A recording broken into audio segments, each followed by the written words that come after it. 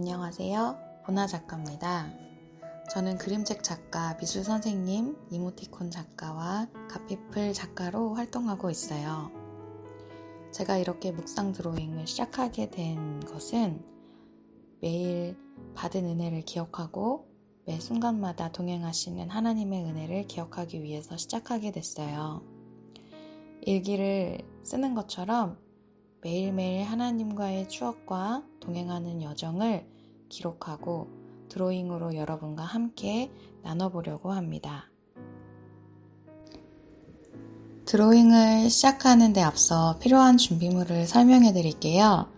먼저 A4 스케치북 드로잉북, 그리고 마스킹 테이프, 트윈 검정 네임펜, 연필, 지우개, 제노 캘리펜, 그리고 프리즈마 색연필을 사용해서 묵상 드로잉을 시작해 보도록 할 거예요. 이 준비물들은 계속해서 묵상 드로잉을 하는데 필요한 것이니까요. 지참하셔서 같이 시작하면 좋을 것 같습니다. 그리고 연필 색연필 같은 경우는 꼭 프리즈마 색연필을 사용하지 않으셔도 괜찮습니다. 제가 사용하는 프리즈마 색연필은 발색력이 좋고 그리고 색감도 다양하게 있어서 제가 좋아하는 색연필 중에 하나고요. 원래 갖고 계신 색연필로 하셔도 괜찮습니다. 그러면 먼저 마스킹 테이프를 4개로 붙이고서 시작해 보도록 할게요. 이걸 붙이는 이유는 스케치북이 A4 사이즈인데 가득 채워서 하지 않고 중간 정도로 엽서 크기만하게만 그 틀을 만들어서 나중에 떼어낼 거예요. 오늘 함께 묵상을 하며 드로잉을 해볼 내용은 하나님을 가까이 하는 우리의 삶을 한번 이야기하며 그림을 그려보도록 할게요. 하나님께서 우리에게 기도를 명하신 이유 중에 가장 중요한 핵심은 하나님과의 관계입니다. 하나님께서는 우리와의 관계를 원하시기 때문에 기도를 통하여서 일하기를 선택하셨어요. 하나님께서 독생자 예수님을 이 땅에 보내신 이유가 무엇일까요? 죄로 인해서 하나님과 아버지의 그 멀어졌던 우리를 구원하시기 위함이었습니다. 그래서 우리를 죄인과 심판자의 관계가 아닌 아버지와 아들의 관계로 만나시겠다는 하나님의 사랑의 결정체가 바로 예수님의 십자가 사건이었던 것입니다. 우리는 예수님으로 인해서 거룩하신 하나님께 나아갈 수 있게 되었고요. 예수님을 믿기만 하면 무서움의 영이 아닌 양자의 영을 받아서 하나님을 아빠, 아버지라 부를 수 있게 된 것이죠. 예수님으로 인하여서 하나님의 양자로 입양된 우리는 이 전능하신 하나님께 아빠, 아버지라 부르며 기도하면 기쁨으로 달려오셔서 우리를 와락 않으시는 하나님을 경험할 수 있습니다. 그런데 우리가 기도하는 가운데 하나님의 자녀가 되는 친밀한 관계를 확신하지 못할 때가 얼마나 많은지 모릅니다. 하나님을 멀리 떨어져 계시는 분, 아직도 나의 죄를 심판하시는 분, 나의 부족한 부분을 책망하시는 분으로 하나님을 스스로 규정짓던 그 습관이 무의식 중에 남아있기 때문입니다. 그래서 기도를 어렵게 느끼고 기도가 막히는 것은 그런 이유에서인 것 같아요. 아버지와 자녀로서의 진정한 관계 회복이 이루어지지 않은 것입니다. 아버지와 아들의 관계, 자녀와의 관계라는 것은 심판하거나 책망하는 것만 가득한 그 관계가 아닌 것입니다. 하나님과의 우리의 관계도 이 부모와 자식 간의 관계와 같이 우리가 하나님께 대한 절대적인 신뢰와 믿음을 가진 채 구하면 하나님께서는 그 기도를 응답하여 주십니다.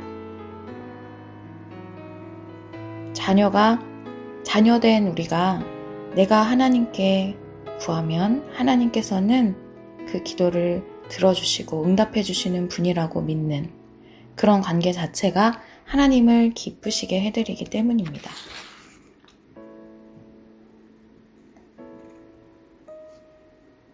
우리는 하나님께 나아갈 때 이러한 믿음으로 나아가야 돼요.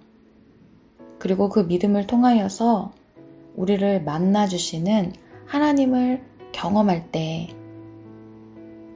하나님이 얼마나 좋으신 분이신지 경험할 수 있게 되는 것입니다.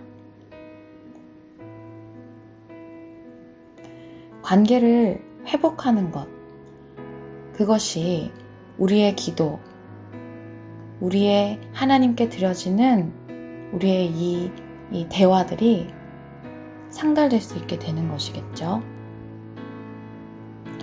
그렇다면 우리가 어떻게 해야 하나님과 나 사이를 회복할 수 있을까요? 우리와 하나님의 사이를 가로막는 가장 높은 담은 역시 죄의 문제라고 할 수 있습니다. 본래 죄인이었던 우리는 거룩하신 하나님께 친밀하게 다가갈 수가 없는 존재들이었어요. 그래서 하나님께서는 죄가 하나님과 우리 사이를 더 이상 갈라놓지 못하도록 예수님의 십자가를 허락하신 것입니다. 신앙생활을 처음 시작할 때는 누구나 이 사실 앞에 엎드려지게 돼요. 내 죄를 속량하기 위해 십자가에서 죽으신 예수님에 대한 감격으로 눈물까지 흘리며 하나님께 나아갑니다. 그런데 문제는 여전히 변하지 않는 나의 죄된 습성입니다. 죄의 종노릇하던 습관이 쉽게 고쳐지지 않기 때문입니다. 말씀이 들어오면 들어올수록 그동안 보이지 않던 죄까지 보이게 되니 답답해지게 되는 것입니다.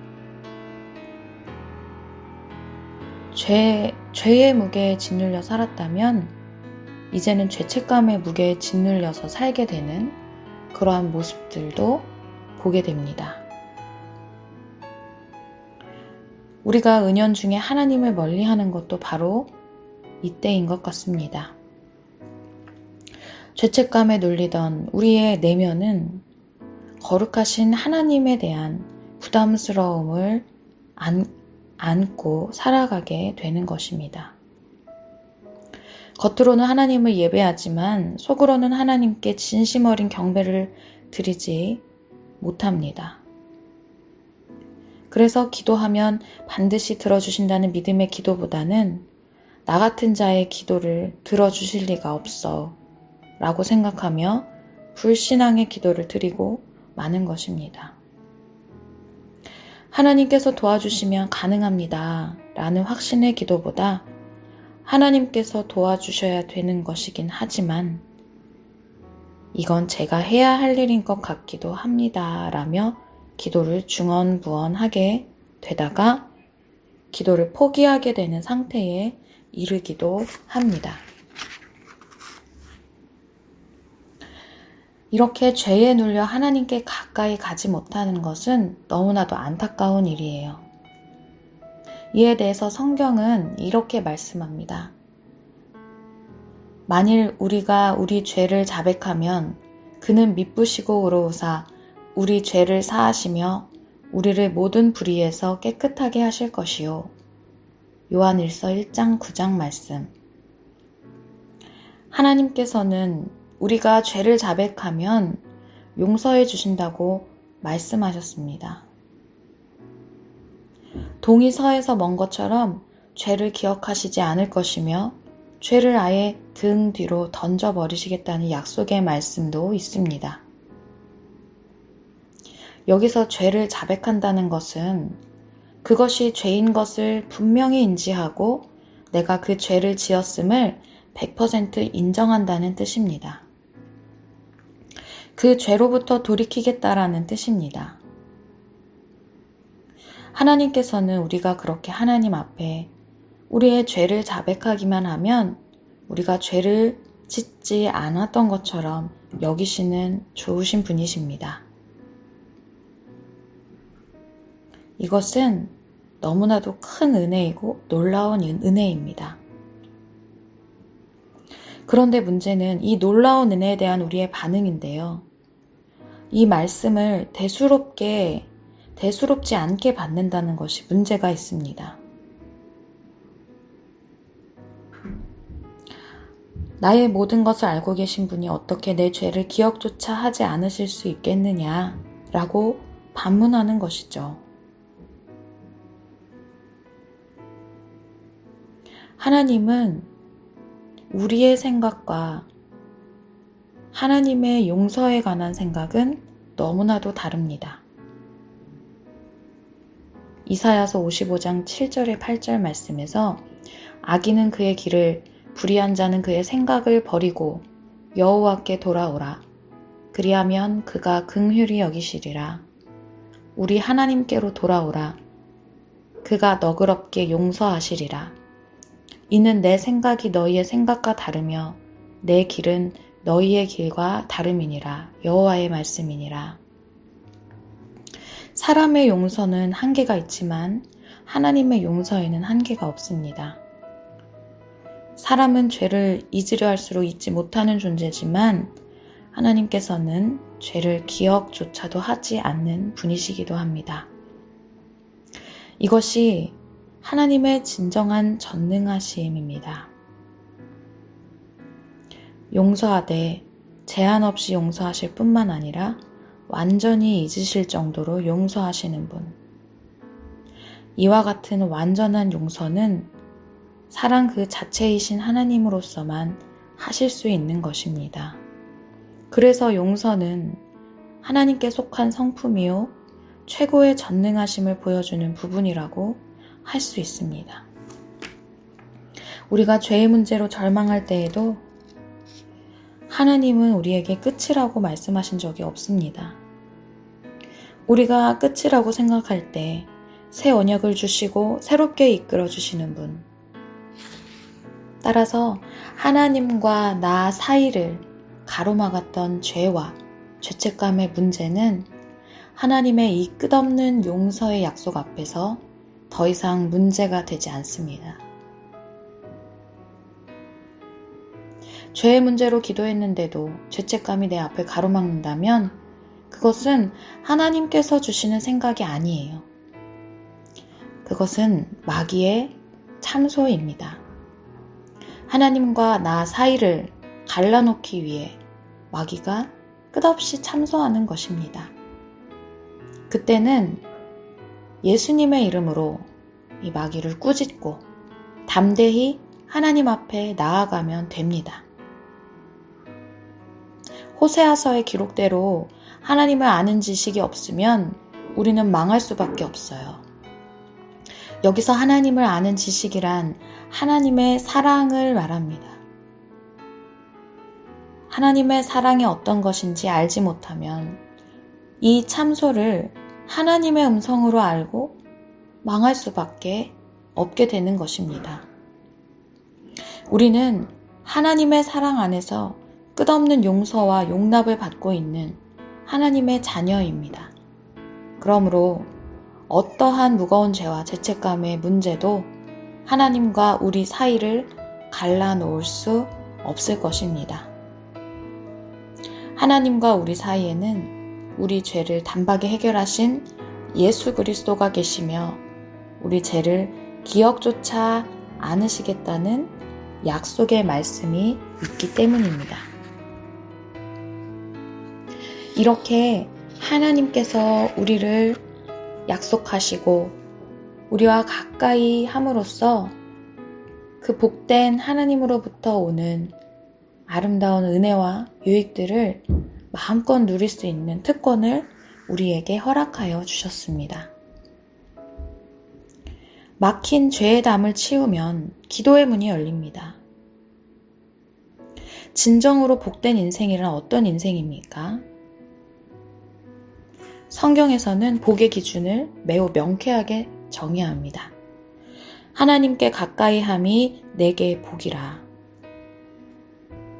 하나님과 친밀한 관계가 복이라면 저주는 하나님과의 관계가 멀어지는 것을 말할 수 있습니다. 우리는 흔히 병들거나 명예가 실추되었을 때, 아니면 일이 잘 풀리지 않을 때, 사업이 망했을 때 이런 것을 저주라고 생각을 합니다. 그러나 사업의 실패 때문에, 병 때문에, 어려움 때문에 하나님께 더욱 나아가게 되었다면 그것이야말로 성공이고 복입니다. 반대로 아팠던 사람이 건강해져서 할 수 있는 것들이 너무나도 많아져서 하나님을 멀리한다면 그것은 복이 아닌 저주가 될 수 있을 것입니다. 우리에게 진정한 복은 하나님과 친밀한 교제 가운데 사는 것이기 때문입니다. 하나님께서는 하나님과 친밀하게 사는 사람들, 하나님을 가까이 하는 사람들을 그냥 두시지 않아요. 모든 좋은 것을 주시고 하나님 아버지의 선하심을 나타내 보이십니다.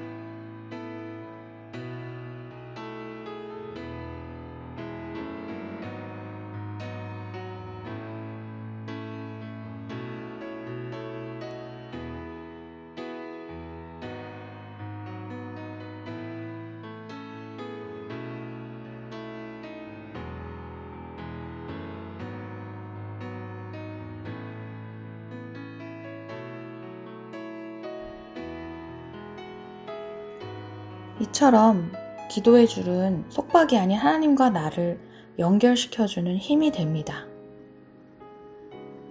그리고 하나님의 사랑을, 이 친밀함을 유지하며 하나님을 가까이 하는 자들에게 공급받게 하시고 하늘의 천군 천사들을 움직이도록 하는 원천이 됩니다. 그래서 여러분, 우리는 이 기도의 줄을 놓치지 말아야 합니다. 그림을 그리시면서 하나님과의 관계에 대해서, 하나님과의 나와의 친밀함에 대해서 생각해 보시기를 바랍니다. 그리고 하나님께 가까이 가는데 방해가 되거나 또한 생각으로 의심케 되는 이런 막힌 담이 있다면 믿음으로 허물어 버리시고 하나님 아버지께로 나아가시기를 바라요. 기도의 줄은 곧 하나님과 나와의 관계가 어느 정도 친밀한지 나타내주는 척도이기 때문에 우리는 모든 우리의 삶에서 가장 중요한 하나님과의 관계의 회복과 친밀함을 날마다 유지하시며 매일매일 그 은혜를 누리시는 우리 여러분이 되시기를 바랍니다. 고맙습니다.